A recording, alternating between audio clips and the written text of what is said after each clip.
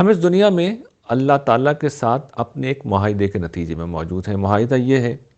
کہ ہم اس دنیا میں رہ کر اپنے رب کی بندگی کریں گے، غیب میں رہ کر اس کی اطاعت کریں گے، اور اس کے جواب میں پروردگار عالم ہمیں جنت کی وہ بادشاہی دیں گے جو انہوں نے کسی مخلوق کو نہیں دی۔ ہم سائنسی علم کے ذریعے سے ابھی بھی یہ جانتے ہیں کہ یہ جو جنت بنائی جائے گی، اس کے لیے جو را مٹیریل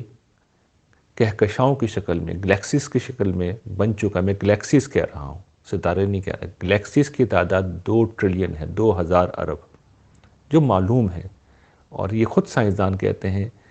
کہ اس سے کہیں زیادہ بڑی کائنات ہے، بلکہ انفینائٹ ہے، اور ہر کہکشاں میں 400 تک ستارے موجود ہیں۔ اور ایک ستارہ کتنا بڑا ہوتا ہے، اس سے اندازہ کیجئے کہ ہماری زمین، ہمارا جو سورج ہے، سمجھیے کہ 13 لاکھ زمینیں سورج میں سما سکتی ہیں۔ اور اللہ تعالیٰ اس سب کے اوپر یہ بتاتے ہیں کہ میں نے اس جیسی 6 کائناتیں اور بنائی ہیں، سب مل کر جنت میں تبدیل کر دیا جائے گا۔ تو اسٹیکس اتنے ہائی ہیں، ایک طرف یہ جنت ہے، یہ بادشاہی ہے، اور دوسری طرف اسٹیک پہ ہم خود لگے ہوئے ہیں، یعنی ہم اس جنگ میں ہارے تو ہم خود جہنم میں جائیں گے، یعنی ہمارا اپنا وجود، ہمارا اپنا پرنسپل اماؤنٹ جو ہم خود ہیں، وہ جو ہے قرآن جسے کہتا ہے کہ رہن رکھا ہوا ہے۔ تو جو چیز سمجھنے کی ہے وہ یہ کہ سنجیدگی، سنجیدگی، سنجیدگی وہ وصف ہے جو ہمیں اختیار کرنا ہوگا۔ قرآن مجید خود بار بار توجہ دلاتا ہے کہ دیکھو یہ کھیل نہیں ہو رہا، یہ مذاق نہیں ہو رہا، کھیل کرنا ہوتا، مذاق کرنا ہوتا تو اپنے پاس کر لیتے، یہ ہزل نہیں ہے، یہ ہنسی ٹھٹا مذاق نہیں ہے، ایک انتہائی سنجیدہ معاملہ ہے۔ اللہ تعالیٰ اس دنیا میں جو بعض تکالیف پیدا کرتے ہیں، بعض بیماریاں جو آتی ہیں، بعض اذیتیں جو آتی ہیں، جہاں ان کی بڑی حکمتیں ہیں۔ اصل حکمت جو قرآن میں بیان ہوئی ہے کہ سنن الہی کے تحت ہم جسے سمجھتے ہیں کہ ابتلا ہے، امتحان ہے، آزمائش ہے، لیکن اس میں ایک حکمت یہ ہے کہ ہمیں معاملے کی سنجیدگی کا اندازہ ہو کہ ناکامی کی شکل میں دیکھو تم تو یہ تکلیفیں برداشت نہیں کر سکتے اس دنیا کی، آگے جہنم ہے، وہ کیسے برداشت کرو گے؟ تو اس کے لیے ضروری ہے کہ ہم اللہ تعالیٰ کی سنن کو سمجھیں، اس کی حکمتوں کو سمجھیں۔ جس ہستی کے ساتھ ہم معاملہ کر رہے ہیں، یعنی ہم نے یہ تو سمجھ لیا کہ ہی از سیریس، ہمیں بھی سیریس ہونا ہوگا، لیکن رولز آف گیم کیا ہیں، معاملات کیسے چل رہے ہیں۔ تو اس میں ایک چیز تو میں نے جو بڑی اہم سنت الہیہ بیان کر دی ہے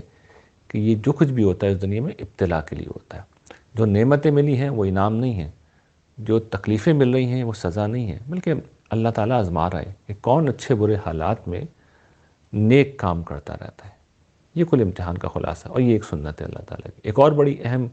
جو سنت ہے جسے اللہ تعالیٰ کی میں عادت شریفہ کہتا ہوں، اور وہ بڑی اہم ہے، ہم سے براہ راست متعلق ہے، وہ یہ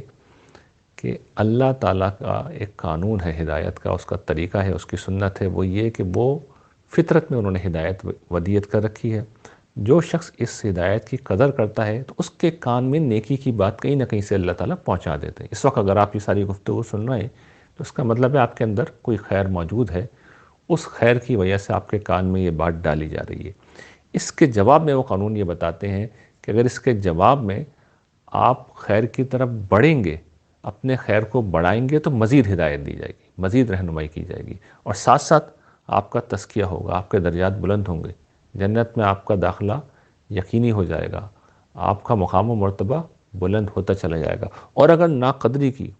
اس نعمت کی ناشکری کی، اعراض کیا، منہ پھیرا، اگر ہم الٹے پاؤں پیچھے پلٹے، تو ان میں سے ہر شکل میں اللہ تعالیٰ کی پھٹکار مسلط ہوتی ہے، توفیق سلب ہو جاتی ہے، اور آئندہ پھر خیر کی بات نہیں پہنچائی جاتی ہے، پہنچائی جائے گی تو دل کو سخت کر دیں گے اللہ تعالیٰ۔ قرآن نے اس کی آخری حد یہ بیان کی ہے کہ بندے اور اس کے دل کے بیچ میں اللہ تعالیٰ حائل ہو جاتے ہیں، یعنی آدمی بات سنتا بھی ہے، دل تک پہنچتی نہیں ہے، آدمی کے دل میں نہیں اترتی، چاہے پیغمبر بھی کھڑا ہوا سامنے، وقت پیغمبروں کے سامنے ہی ہو جاتا ہے، ان کے ساتھ یہ کر دیتے ہیں لوگ، تو عام انسان کی کیا حیثیت ہے۔ تو یہ سنت ہمیں سمجھ لینی چاہیے کہ یہ معاملہ بہت سنجیدہ ہے، اس میں اگر ہم نے ہدایت کی طرف قدم نہیں بڑھائے، سیریس نہیں ہوئے، اس مسئلے کو اتنا سیریس نہیں لیا جتنا مثال کے طور پر بچے اپنے ایگزام کو لیتے ہیں، یا کوئی بڑا آدمی اپنی شادی کو لیتا ہے، اپنی بچی کی شادی کو لیتا ہے، یا اپنے کاروبار کو لیتا ہے، تو پھر اس کے ہولناک نتائج ہیں جو نکلنے جا رہے ہیں۔ تو سنجیدگی اختیار کرنا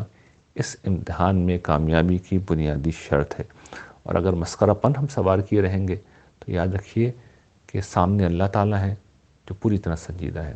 اور اس میں ایک ولن بھی ہے جو شیطان ہے، وہ ہم سے کہیں زیادہ سنجیدہ ہے، بلکہ اتنا سنجیدہ ہے کہ اس نے اپنی بربادی کی قیمت پہ اس جنگ میں اترنا پسند کیا ہے۔ اس کے لیے یہ آل آؤٹ وار ہے، وہ ہمیں مارنے کے در پہ ہے، تباہ کرنے کے در پہ ہے۔ اس کا یہ 24 گھنٹے کا مشن ہے، اس کی ذریت کا، اس کی اولاد کا۔ اب آپ اندازہ کیجئے کسی گھر، کسی خاندان، کسی آفس میں یہ کوئی طے کر لے کہ اس نے ہمیں چھوڑنا نہیں ہے، سازش کرے گا، مکر کرے گا، فریب کرے گا، نقصان پہنچائے گا، ہم اس سے بچ نہیں سکتے۔ ایک مستقل دشمن موجود ہے ہماری زندگیوں میں۔ اس کا جواب صرف ایک ہی چیز ہو سکتی ہے، سنجیدگی۔ سنجیدگی اختیار کر لیں گے، ہدایت پہ کان دھریں گے، سنجیدگی کے ساتھ جواب دیں گے، تو خدا کی رحمتیں ٹوٹ کے برسیں گی، ورنہ بے اتنائی کے جواب میں بے اتنائی ہی بڑھتی جاتی ہے۔